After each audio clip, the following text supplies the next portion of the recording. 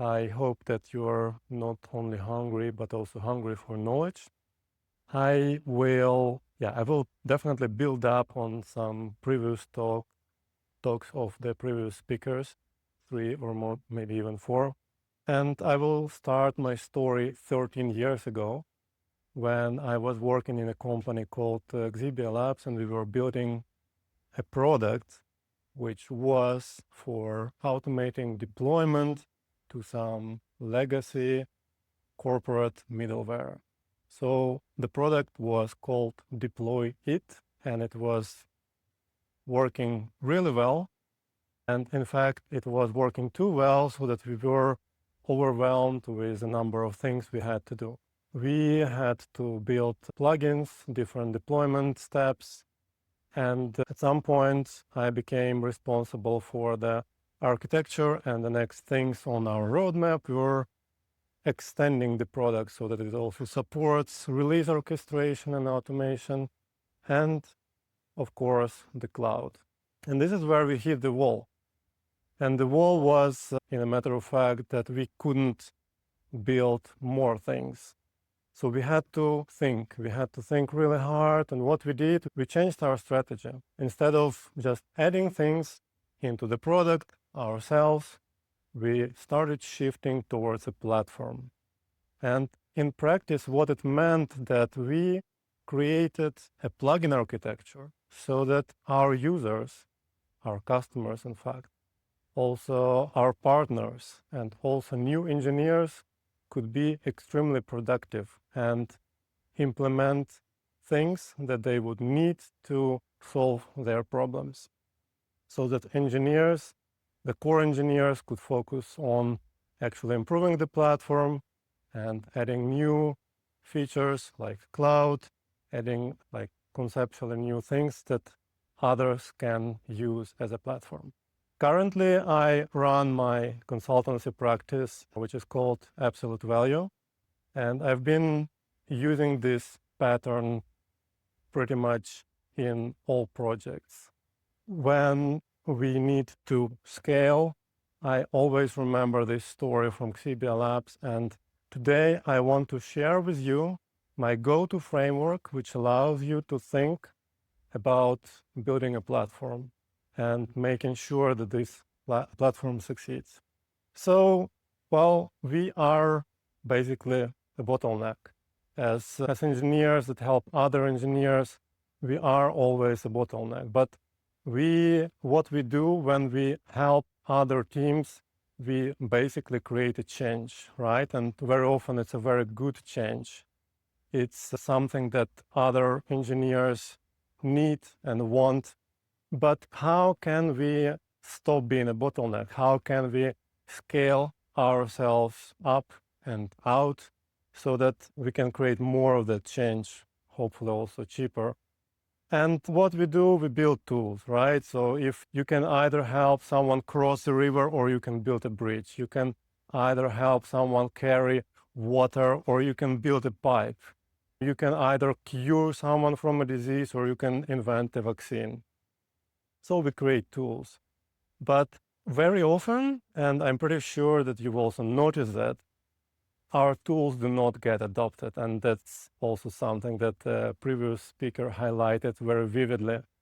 Why? So first we want to understand why they don't succeed, right? And in my mind, there are 3 core reasons for that. So the one is failure of execution. If the tool is broken, then it's not going to work, right? And luckily, this one is the easiest for us to fix, to solve, because we are engineers, we know how to fix things, so we will get our hands dirty and solve it. Another one is the failure of impact. And this one is already more tricky. And the next one is failure of adoption, when the tool is unusable or not presented properly.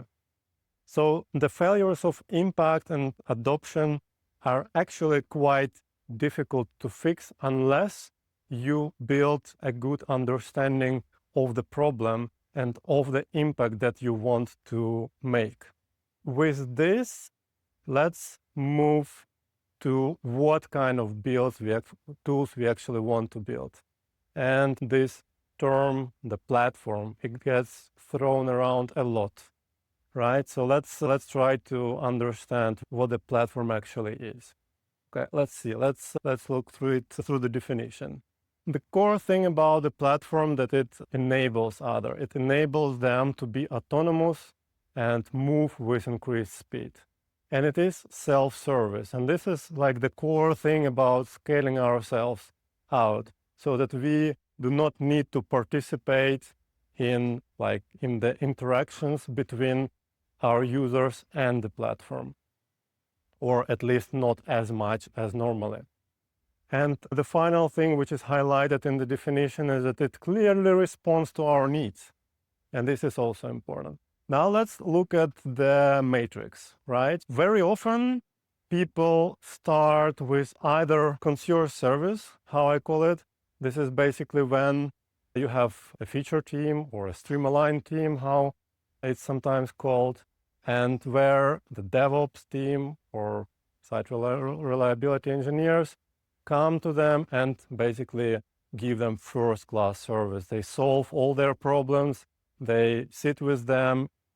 Like, it's very good, right? It feels really good. It works really good. The only problem is it's not scalable, right? So then we go to the top left corner, clunky tool chain. So this is when we have some tools. Those tools kind of work, but engineers actually resist them. They try to work around them because they actually want something different. So it is self-service, but it's not adopted. It's not scalable as well. Then we have the bottom, the top, the down, left bottom quadrant, and this is ticket queue. This is the worst of two worlds, right? So this is when when engineers need to create tickets and we work on these tickets, and no one really likes it, right? Because it's also not scalable and it's also not very engineer friendly. So where is the escape? And the escape is actually creating an in-house platform. And it's tricky to do, right? Because you need to understand exactly what kind of tools the engineers will need.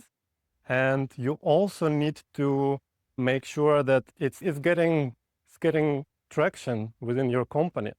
So let's get to the traction part. Let's get to the engine of success. And if you don't know what this is a causal loop diagram where you have arrows pointing the direction that shows the effect. And here we have only green arrows because it's a very simplified version, but basically it means that if we increase some factor, the arrow points to the different factor which will automatically increase. So let's look at it. So basically we have two loops here, and those loops are called reinforcing loops. So that when something keeps going in the loop, it has the magical power to almost sustain itself without too much external effort. And we really want these loops to keep the platform initiative going. And as you can see, it's even tricky to understand where we need to start the cold engine. How can we influence it? But I can give you a hint. And after that, I will show you a framework which helps to solve this cold start problem. So there are two possibilities to start it, right? And the first one is actually more like a top-down, top-to-bottom approach, and another one is more of a grassroots initiative. So imagine you already have stakeholders that have some idea that they want to start a platform initiative. So then you basically start here. You already have some buy-in, and you need to basically deliver. You need to build something where you have a certain level of feasibility, desirability, and usability so that the adoption gets started and that you create success stories, which leads to even more adoption. And then hopefully through this adoption, you have some visible business impact. Then the stakeholders get even more excited and so on. You get the idea, right? And of course, if you don't have the buy-in from stakeholders, then you have to start here and create a small prototype, and hopefully you will still get some adoption, and you will then show the viable business impact, and you will already come to the stakeholders with that impact, right? And then the engine starts again. But it's important to understand that if this engine is not moving, then your initiative is not going to be successful. How do we approach the problem of cold start? So how do we either build a prototype or develop this initiative from stakeholders into something successful? So basically, to start a journey like that, we need a map. And if you think about it, you need a map in both cases. Either if you are a pirate and you need to convince a crew to go on a sail with you, or if you are a navy, you also need a map in both of these cases. And it's actually a good thing, because with a map, you don't get lost. But in our case, the map is more like a story. It's a story which you want to tell to stakeholders. It's a story which you want to tell within your organization, and you will, tell to your team, basically. And this, in the sense, this is a map which will help you to understand where to focus your time, where to focus your priorities. And you may think that it's actually very easy to build such a map. You don't need, maybe you can do it on your own. Maybe you can do it in a couple of meetings, but in fact, it is not. It's not easy. And the reason is, I don't know if any of you is familiar with this parable of blind monks and the elephant, but basically the point is that we all are like touching a different part of the elephant, and we need to understand what is this that we are touching. And the only way to do this is by speaking to each other and explaining your perspective. And without this, you will be always thinking that you are either holding a rope or a spear or something else. So there is no way around it. And in my experience, the best way to start an initiative like that is to have a collaborative workshop. And this workshop basically goes through a certain list of stages, which you can organize as meetings. You can have several activities in one meeting, but it is important to organize it in such a way that you cover all the aspects. And actually, you can sometimes, when I prepare such a workshop, I think about it as a kind of a pipeline. And in this pipeline, you don't send over artifacts, but you share knowledge with each other, and you create different outputs which feed into different stages of this pipeline.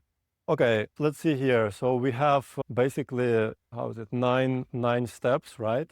And imagine you are organizing such a workshop. It's important to know who you want to involve at which stage. And this is like a problem on its own, about which I can tell maybe for 3 hours. But here I gave a small idea about different roles of participants and at which stage each participant can produce a lot of input for the workshop.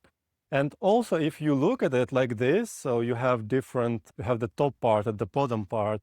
I've separated them like this on purpose, because in the top part, when we talk about vision, constraints, goals, persona, and user journeys, we are basically exploring the problem. We are not talking about the solution yet. And that's something really important, because as soon as you start talking about the solution, you are already locked on a certain way of thinking. You have some sort of tunnel vision, and you don't want that in the beginning. You want to keep the options open. And at the bottom part, as soon as we start talking about features, we already start thinking about solutions. And that's okay, because by that time we have enough context to understand how to structure our solution, how to prioritize different parts of our solution. Because there will be always more features than you can ever build. If you ask people to come up with features, they will have a whole wall covered with post-its with different features. That's never a problem. The problem is to choose. So now I'm going to very quickly, because there is very little time, go through each of these steps and explain briefly how it works. I've also created some example of a fake platform. Let's try to do that. Product vision. So this, I think I don't need to tell a lot about how important vision is, because if you have like different people in your organization have different ideas about what you are building, then you are in big trouble actually. So in this exercise or activity, imagine you have 9 people in the room and you need to come up with one product vision as facilitator. And I think every one of you can facilitate such an activity. As we heard before, it's normal when people involved in technology actually step up and take some leadership role and some initiative. I think it's actually very nice. So what you do, you split people into groups. You ask them to come up in each group with one vision statement. And then you try to consolidate a vision statement. And here, like, there is no one recipe. What I like to do, I like to go piece by piece. So for who is this platform, then what is their main thing they want to do with it, and so on. And you discuss. Basically, you negotiate between the groups. Okay, what do we want to focus on? And in the end, you need to come up with a coherent statement. And maybe it will be one of the three. Maybe it will be something in the middle. Maybe it will be something completely new. This is always a surprise. So the next thing is constraints. This is really important because the more constraints you can put around your initiative, the more focused it will be, right? So this is really beautiful. And here as well, you can ask every person in the workshop to generate constraints based on this pattern. And then you together deduplicate them and you split them into different groups, which is then, clear and useful. And of course, in each activity, it's good to ask people to present their constraints and tell a couple of words about the reasoning, because like you cannot write so much things on a post-it. So then we have business goals. This is, again, this is critical, right? Because we want our platform to make impact, right? Without business goals, without understanding business goals, you're basically shooting in the dark. And how I like to organize business goals is a goal tree. So in the top, you have more overarching goals. At the bottom, you have more tactical goals. And it's normally that different people in your workshop will have a different, let's say, perspective. And engineers will end up more with goals like this, and senior leaders will end up with goals that you can place at the top. But if you can build a tree like that together with 10 people that participate in the workshop, then it's a transformational experience that will help you to move forward. And if it's too difficult to build a tree, maybe you can start by just writing all the goals down, grouping them, and selecting a couple of main goals. Like here we have selected a couple of goals. As you can see also, what is important to mention, that every goal should be somehow measurable, right? So about the measurable things, SMART goals, right? It doesn't have to be completely smart, but it needs to be measurable, because if you cannot measure the goal, then you also have a problem. Then we go into persona. So we are building the platform for someone, not for ourselves. So it's crucial to define persona. So the framework I like to use is name, profile, pain points and need, and jobs to be done. So I can already tell you that like this and this basically is for context mostly, but jobs to be done is critical because it will be used in the following activity. Then we have user journeys, and user journeys is basically the steps that the persona needs to take to complete its job to be done. Again, if you understand these steps, then you understand how to build a good tool, because you know how exactly this tool can be integrated into the existing workflow of your user. How cool is that? So it's, by the way, this activity, it will take most of the time, because as you can imagine, you can have many persona, you can have many jobs to be done. The steps are also quite extensive, so reserve a lot of time for this activity. Then finally, you can brainstorm features. And how I usually do it, just a blank canvas, put as many features as you want, right? So we diverge as much as we want, right? But at the end of this activity, what we do, we present these features to each other, we discuss them a little bit, and we try to at least organize them into groups. But of course, this is not the end, what we do with features. The next thing which we do, we map the features to the user journeys. And this is where it starts getting really interesting, because it's easy to come up with a lot of features, but if you don't understand how these features are going to support your users, then maybe spending time and money on these features is not such a good idea, in fact, right? So after you've done that, you probably already either eliminated or had to reframe some of your features, which is a really good thing. And then finally, you get into the point where you start crafting a roadmap from these features. And this is quite a loaded picture, I understand. So let me quickly go through this picture together with you. So first, we need to assess the alignment of every feature, right? So if we don't agree on how we can build this feature, we are not ready to build the feature, right? So if there is no alignment on how and there is no alignment on what, then the feature will end up in the no-go zone. Then we have another layer which is red, and we have yellow and green. So basically, the more alignment and agreement you have, the more the feature will go towards the right top, which is a good thing, right? So you categorize your features this way. So then the next thing you do, and you do this for every feature that you have. And the next thing you do, you assess impact of every feature, impact and effort, in fact. So for every post-it like this, you go through these metrics and you discuss with the team, okay, what does everyone think that the effort will be, the user value, and the business value? Yeah. And that's easier to do because you've already discussed the business goals and the user goals, right? So you have a feeling of what every feature can do for the users and for the business. And then finally, when all the features are assessed, what you are going to do, you are going to build a roadmap. And here there are some rules. So the rules are you don't take two red features into one wave. You try to maximize business and user value and minimize the effort.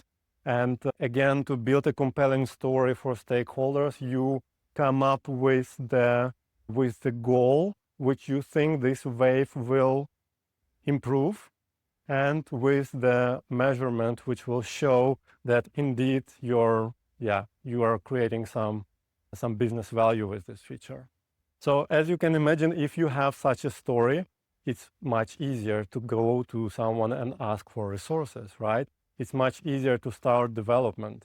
So finally, when you have this thing moving, it's very good to use this momentum after the workshop. First of all, as I mentioned, you can use the outputs to obtain the buy-in from stakeholders, but also you basically already involved your potential users. You started the movement, and you need to keep it going so that you can deliver things in small batches. As you saw, one batch is basically 3 features. Deliver 3 features, show them to the users, and see what happens. Does the thing which you thought it would make, did it make it or not? If it didn't make it, then you need to go back to the drawing board or start. Maybe you can keep the vision, maybe you can keep the constraints, but look at the user journeys. Maybe you made a mistake somewhere. Maybe you didn't take something critical into account. Yeah, this is the magic of this method. And thank you for your attention, because I'm out of time. And if you want to learn more about this, let's talk. I'm here in the beginning of the afternoon, and as a small gift, you can download this Miro template of the last several steps. I'm working on describing this all with examples in a small white paper. And if you also want to receive the full template, follow me on LinkedIn, write me a message, and when it's ready, because it takes a lot of time to prepare all of this and make it nice and neat in Miro, I will send you the copy when it's ready.